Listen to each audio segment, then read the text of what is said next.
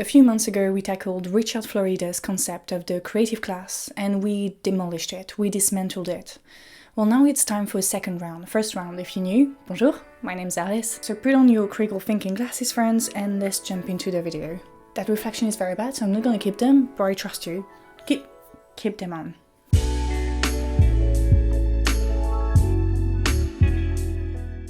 Don't ask your Tinder date what are their hobbies, ask what is their side hustle, and if they have none, red flag, micro-thinking, we don't want that. Jokes aside, having a side hustle is generally perceived as cool. We're now used to see students creative launch their YouTube channel, start an Instagram or TikTok page. In doing so, content creators directly or indirectly promote what is now called the passion economy, a profoundly anti-9-to-5 jobs approach of work. The anti-9-to-5 propaganda has spread in several niches on social media, from self-help to lifestyle content, using negative words like wage slaves, the rat race to define it. Instead, trends like I don't dream of labor or the 4-hour workweek phenomenon have gained momentum, and it makes sense in a way. Giving away so much of your time for a boss you might not like, and being surrounded with colleagues that you might hate, must be awful and happens to be a reality for the majority of workers. As an example, I've seen more and more corporate workers starting YouTube channels, sharing what it's like to work at Google or other famed companies to be a corporate lawyer. While we could assume that the growing representation of corporate 9-to-5 jobs on social media could challenge the overwhelming representation of creatives, freelancers, and other fervent anti-9-to-5 advocates, well, the reality is that once they become successful, the majority give up their traditional job for content creation, ultimately following and promoting the same pattern of ditch to 9-to-5 for your passion job. The shift from the traditional 9-to-5 to becoming your own boss isn't new,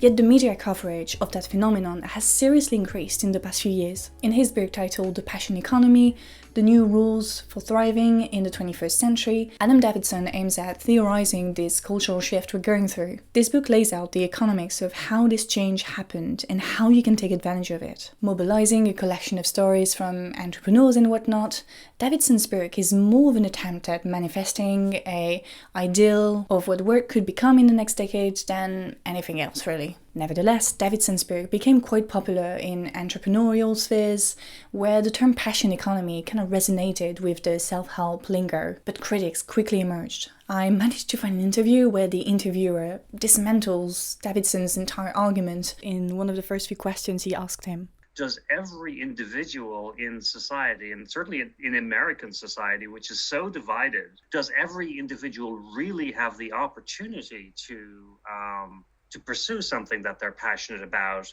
And that's I don't know that most people would automatically say yes. The author fails to explain that what he describes as a new economy is only really popular in liberal urban spaces, and even more in Silicon Valley, because this is where the PMC, the professional managerial class, lives and works. He conflated a few stories of successful individuals into a narrative, a reality for us all. In fact, framing the passion economy as some sort of universal societal shift puts the blame on you for not jumping on the bandwagon, embarking on this new economy. What, you haven't started your online business yet? You know, in my mind, I am not advocating something, I'm just observing something. And it's a thing that I feel good about for me.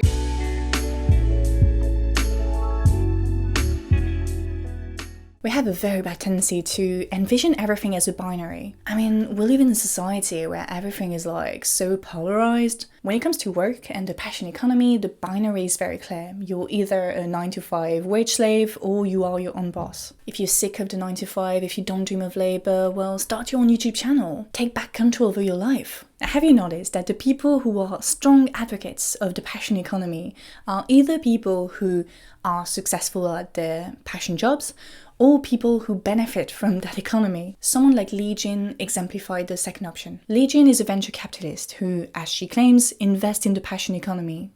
The New York Times, and more specifically Taylor Lawrence, called her the investor guru for online creators, and she answered that she's actually an activist in a way. Investing for me is a form of activism to create the world I want to see, and I'm beyond honored that the New York Times wanted to spotlight it. Her detractors call her a socialist, as she says that she was inspired by the ideas of Marx, is described as pro-worker. Being pro-worker means you're a socialist now. Tough times. And even created a podcast called The Means of Creation, a play on Marx's means of production. The Marxist venture capitalist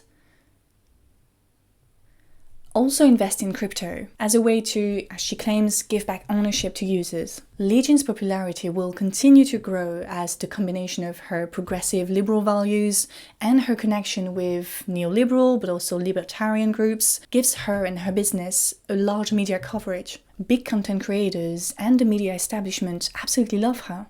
Just as Adam Davidson, I hope you didn't forget him already, he's the guy who wrote the Passion Economy book. Well, Legion romanticizes a phenomenon called the gig economy, the monetization of every single aspect of your life. Your hobbies, your body, now you can even earn cryptocurrencies by playing video games. Every single minute of your existence can be turned into a financial transaction, and Legion and her venture capitalist firm are largely investing in that.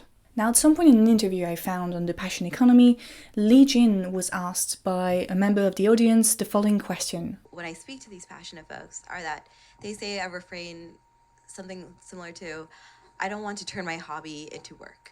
And I wonder if you've heard that phrase before. Later, another person asked, should we focus on building the next middleman for Passion Economy, or should we actually explore something along the way of helping people become a better creative person or something else? As an investor, are you looking to invest in platforms, or are you also look to invest into the businesses that are part of the passion economy that are actually scalable?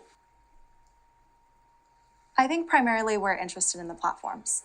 These questions reveal the limits of the passion economy, or what is also called the ownership economy. First, what happens when you turn your passion into a source of income? Is it still a passion, a hobby? Why should we have to monetize every single hobby? Second, passion implies subjectivity, but subjectivity doesn't necessarily mean agency. If there are middlemen between you and your income, well, you're gonna have to make those middlemen happy. Among Legion's venture firm investments, you'll find a bunch of middleman startups that also talk about community, empowerment, ownership, but also want a share of your passion job revenue. You are never fully your own boss. That's the big lie the passion economy advocates try to sell.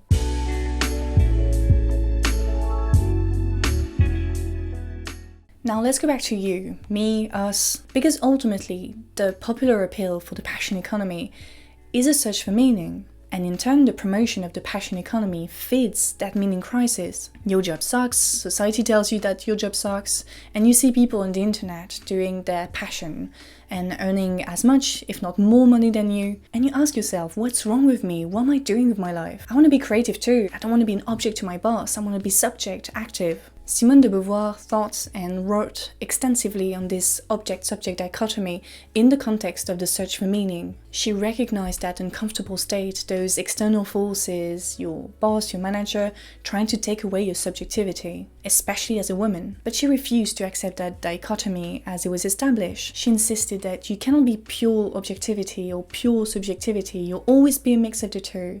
That is the ambiguity of existence. One cannot be pure subjectivity because we evolve in a social, political, and economic framework to which we are subjected, but at the same time, one cannot be pure objectivity because unless you live under an authoritarian regime, you have a set of rights and liberties that you can utilize. The only way to deal with an unfree world is to become so absolutely free that your existence is an act of rebellion. I can picture so many leaders, activists saying those words. The message de Beauvoir sends is in fact a message of hope. Objectification doesn't have to mean passivity. In 2021, Eve Livingston released her book Make Bosses Pay: Why We Need Unions. Eve Livingston first joined a union when she was 22. She believed unions should be an essential part of a worker's life, just as much as rush hour commutes, hour-long meetings, and bad coffee. She passionately explains that a union then is solidarity, it is representation, protection, advocacy. It is higher wages, equal pay, health and safety, and sick leave. It is mobilizing and organizing. It is picket lines and negotiations and marches and meetings. It is thinking and talking and building and planning. It is hope and optimism, fury and justice. It is as strong as its members and as weak as its members. It is base building, ideology forming, class consciousness raising.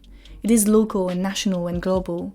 A union is the workers, and the workers are the union. So Eve Livingston's approach of work is very coherent with what we explained earlier. Eve refuses to see individuals, in our case workers, as passive, as wage slaves. She wants workers to reaffirm their subjectivity, their agency, and to magnify it through the collective, through trade unions. Now, discussions around trade unions can sound a bit nostalgic. Leftists tend to romanticize the former glory of trade unions, especially in the UK, where 1980 Thatcherism completely dismantled them. The thing is that the more we romanticize trade unions, the less we make it something of the present. That's the feeling Eve had when she went to the union induction session at her workplace. After a 5-minute presentation about the union, one rep spent double that time wooing my fellow inductees, both largely disinterested white men older than me, before remarking that I probably wouldn't be interested in union membership. My baptism into the trade union movement is still illustrative of many of its enduring problems and the stereotypes that continue to deter young workers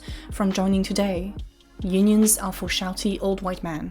Nevertheless, Eve argues that we need unions as much as they need us. The development of the passion economy, so the gig economy, individualizes workers and prevents them from organizing. On the other hand, Eve advocates for collectivism in the workplace to fight for higher pay, equal pay, shorter hours, sick leaves, benefits. In doing so, workers demand for recognition of their value not just as workers but as human beings. Being pro-worker isn't socialism, it should be a basic requirement of every single company that wants to make sure that their workers' work, and by extension lives, are meaningful. Simone de Beauvoir, Eve Livingston, and many activists, scholars, before and after them, have encouraged individuals to never fully give up their subjectivity to a boss, an organization, a state. And sure, it's easier said than done, and there's a lot of work to do, but having that mind shift is the first step of the process, and I hope this video motivated you to do so. Thank you to my patrons for their support. A special thank to Giselle, Perry Pearson, Benjamin, Ben, Oswald, and Carla. Salut! It was starting to smell like something was burning. It's actually the plant over there. I put some candles underneath. I don't know if you can see it, but it was literally burning the plant. Oh well.